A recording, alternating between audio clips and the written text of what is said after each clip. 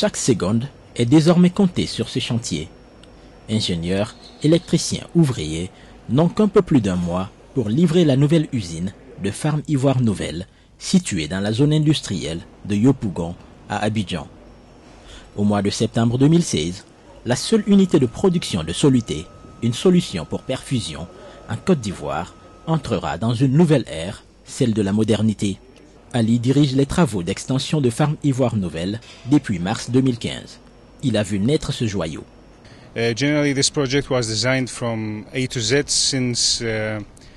Ce projet a été conçu de A à Z en commençant par les services clés, les services généraux que nous utilisons pour la conception, y compris les machines qui se trouvent à l'arrière telles que le refroidisseur, le chauffe-eau et une unité de réfrigération qui constituent les éléments de la machine de production pour les besoins essentiels du site.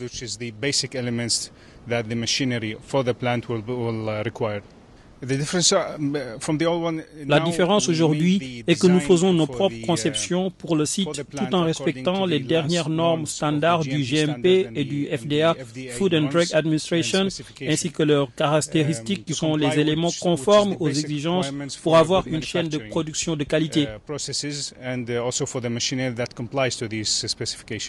Voici l'ancienne installation de Farm Ivoire Nouvelle. La production vient de reprendre après une semaine d'arrêt à cause des travaux d'extension. C'est dans ces deux cuves que la solution est préparée, puis transférée dans la salle de remplissage où se relaient 3 équipes par jour. Résultat, c'est au moins 11% de l'offre des solutés en Côte d'Ivoire qui sont actuellement produits ici, le reste étant composé essentiellement des importations.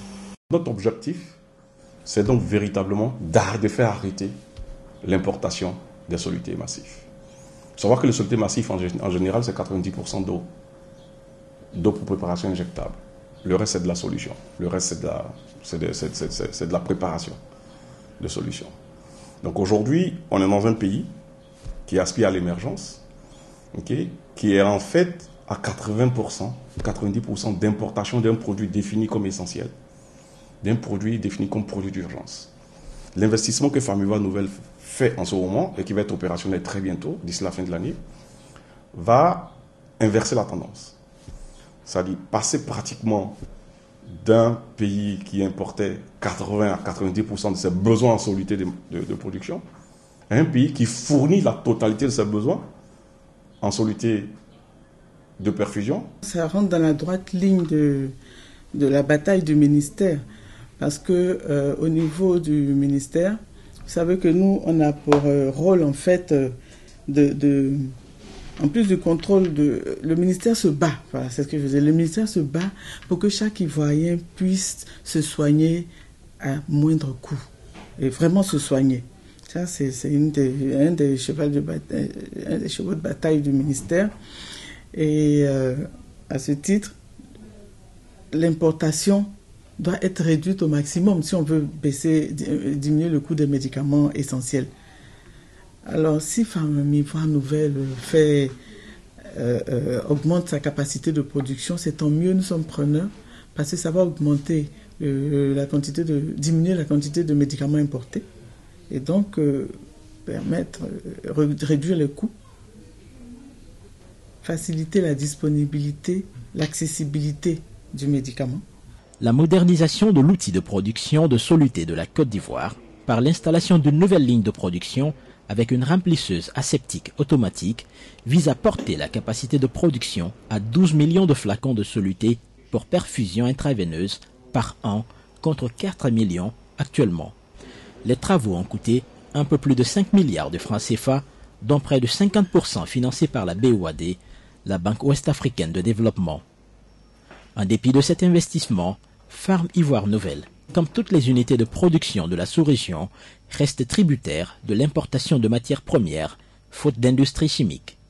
Déjà, le fait de renforcer les unités de production existantes, en augmentant leur capacité de production, en modernisant, n'est-ce pas, leurs outils de production, je pense que ça participe, n'est-ce pas, à la réduction, n'est-ce pas, de ces importations-là. Mais nous, en tout cas au niveau de la BOAD, nous avons envie d'aller plus loin. Mais nous ne sommes pas promoteurs. Nous ne sommes pas des promoteurs de projets. Nous sommes là pour accompagner les promoteurs, pour accompagner les États dans la résolution, dans la recherche de solutions à un certain nombre de problèmes. Eh bien, nous sommes tout à fait disposés à aller plus loin, pourquoi ne pas financer des unités de recherche, de certains vaccins, de certains médicaments, etc., etc. En tout cas, c'est un secteur qui est extrêmement important pour la BOAD parce que, bon, la santé n'a pas de prix. Et donc, la BOAD est tout à fait dans son rôle en décidant d'accompagner ce type de structure-là. L'offre globale de médicaments en Côte d'Ivoire se chiffrait à environ 150 milliards de francs CFA en 2012. En ce qui concerne les solutés pour perfusion, elle s'évaluait à un peu plus de 4 milliards, soit environ 3% de l'offre globale de médicaments dans le pays. Cependant, plus de 90% des produits pharmaceutiques présents sur le marché ivoirien sont importés, tout comme dans les autres pays ouest-africains. Les interventions de la BOAD dans l'industrie pharmaceutique ouest-africaine a donc pour but de doter les pays d'outils à même d'assurer des offres plus conséquentes. C'est d'aider ces différents opérateurs-là, n'est-ce pas, dans la mise en œuvre de leur programme d'investissement. Parce que les besoins sont extrêmement importants, surtout en matière de solutés. Parce que vous savez que de plus en plus, les solutés sont utilisées comme véhicules dans le traitement d'un certain nombre de pathologies.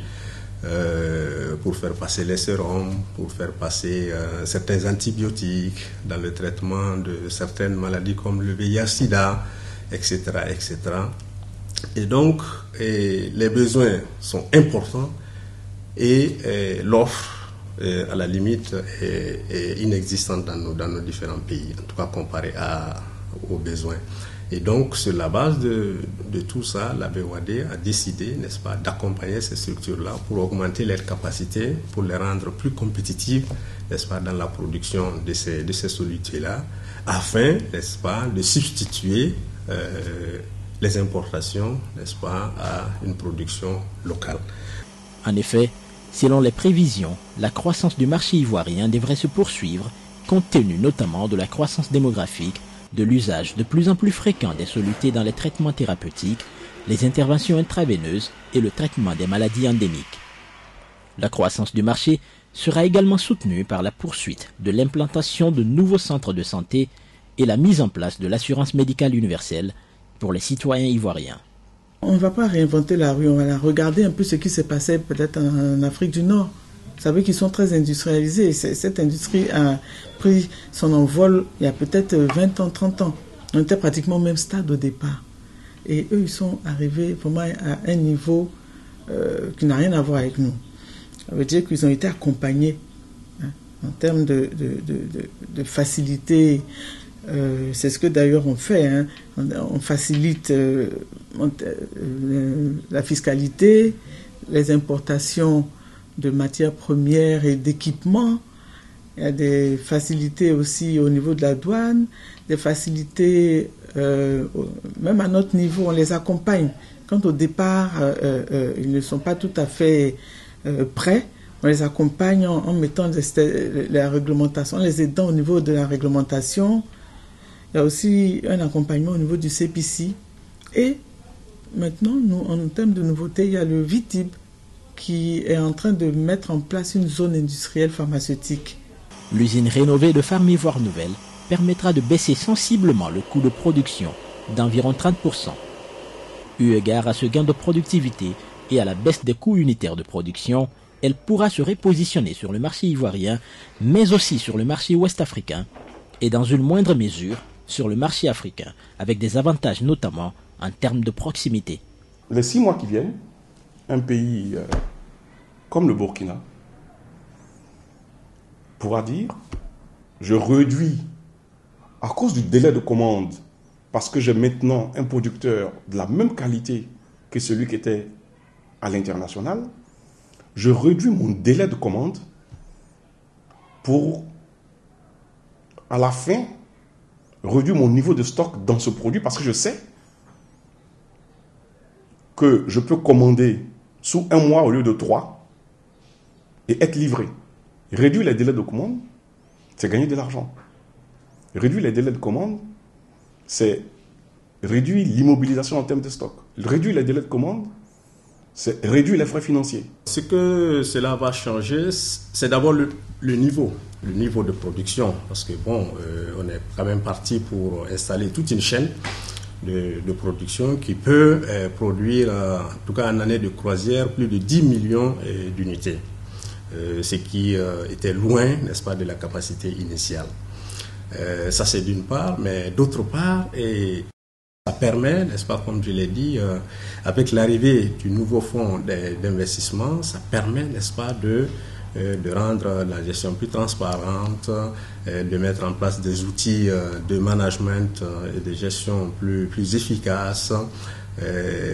Ça donne une information transparente à tous les partenaires financiers et non financiers impliqués dans la mise en œuvre du projet, etc., etc. Donc nous nous attendons véritablement à ce que cette entité-là change d'échelle. Ce projet s'inscrit en droite ligne avec la vision de la Côte d'Ivoire d'être émergente à l'horizon 2020, l'industrialisation étant un axe majeur du PND, le Programme national de développement. Le pays mise avant tout sur la transformation structurelle de son économie. Cela passe par le développement d'un secteur industriel diversifié. Au moins 21% des dépenses publiques du PND 2016-2020 seront ainsi investies dans cet immense chantier.